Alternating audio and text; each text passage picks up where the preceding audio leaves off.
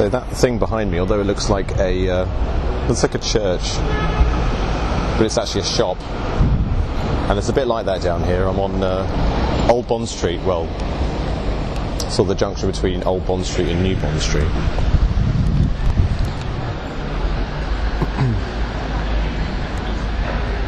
There they are.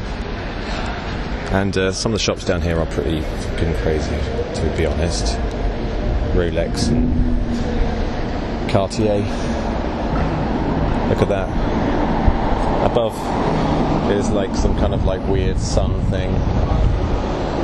It's a bit weird. Further up, the Fabergé shop. Gotta love a bit of Fabergé. Eggs for breakfast, anyone? Yeah, this thing basically is like a massive church, but it's at Atkinson's or something, or it was Atkinson's. It's like all this like crazy golden stuff all over it. Check that out. And sorry, it's a bit windy today. There's a little sign there that basically just tells you that the 23 bells played by hand on special occasions of public and private rejoicing. Well, I wouldn't have thought there's too much public rejoicing around here. It's mainly just private. Now, the reason I'm down here, I'm around the back of the Royal Academy, a place called Burlington Gardens, and Burlington Gardens is the address of Riverstone, which is the big company with the director John Browne, who of course is the chairman of Quadrilla, the guys that are getting protested at the moment for fracking. His Burlington Arcade, which is, I don't know, it just makes me all puff and puff seeing all this crap. Just check that out. They say it's like the poshest shopping arcade in the known universe. And there's the Royal Academy. It's got lots of statues of like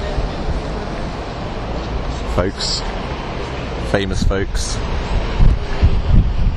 Who's that guy? Do you recognise him? Did it say his name on it? No, it doesn't. Oh yeah, it does. Dave. It's Dave. Right, Dave. Presumably I'm supposed to know who these people are, but I don't. I was, of course, being an art student, I always sort of dreamt when I was younger about going to that little blue place down there, Royal Academy of Art. Went to one of their open days. They said, if you don't really feel like you need us, you don't need us. You only need us if you think you need us. Now this building behind me, this is where Riverstone is. I've looked all the way around it. There is no single sign that says Riverstone. The only thing I can find is this entrance, which has lots of sort of buzzers and no labels. Of course, a lot of stuff around here, though, isn't really labelled. They don't really want to be found. I'm walking in the middle of the road because then I don't have to fight my way past pedestrians. So presumably that office, still behind me, that is where Mr. John Browne turns up of an evening. There's a nice Bentley, with probably some nasty people inside it. So, yeah, if you wanted to bump into him, that's where you would find him. That's his office. Probably doesn't hang around the Quadrilla office too much. Probably a bit rubbish around there. He hangs out with Riverstone. But it is very sort of apt, isn't it? A Riverstone, fracking, and all that kind of stuff. Oh, behind me, by the way, that thing up there, that roof, is where that was Apple Records, the Beatles' headquarters, with a boarding on the bottom. It's now been bought out by Abercrombie and Fitch. They're in this like weird building where they put naked people in the entrance, and all these like teenagers go and just stare at the like half-naked people. The sun's behind me, and the sun is also on top of this, which is the Royal Robe Maker. Check that out. What is it? I really don't know what that is. It looks like an alien, smells like an alien, but of course all they really do is to provide expensive clothing for aliens. We're trying not to reflect that thing onto my face anymore. So that's all I really wanted to do, just show you around Old Bond Street. Some master paintings. Some nice paintings, actually. I don't know what it is, not London. It's quite nice around here. That's Savile Row, by the way, Savile Row, where they make all the suits. It's where the tuxedo was invented, don't you know?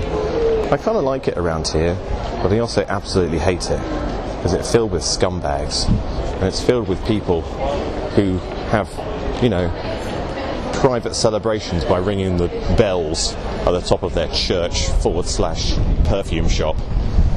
And I just find them all completely and utterly suspicious.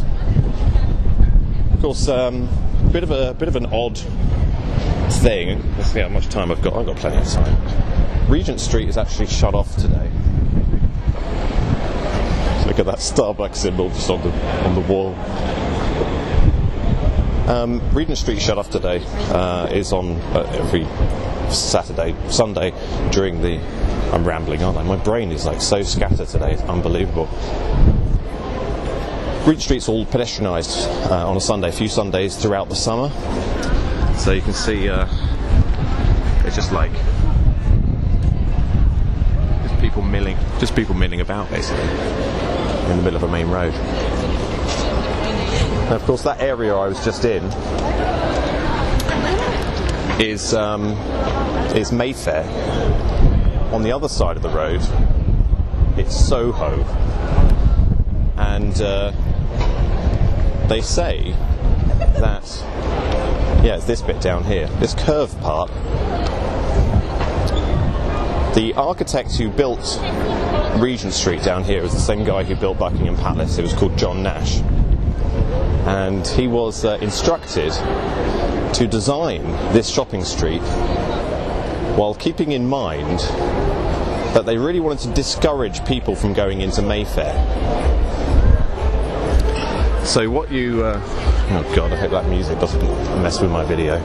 I hate it when adverts go on my video because there's music in the background. I really hate that.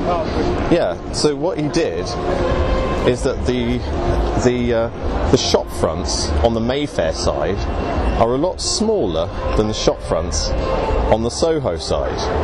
And this apparently is like a psychological technique to stop people, or to encourage people from the Mayfair side to go to the Soho side and go down the roads, but it's to discourage those from the Soho side going into the Mayfair side and going down the roads. So the very architecture in central London, one of the main shopping streets, is all about subtle psychological control of the people. And it's disgusting, and it's just how these people roll.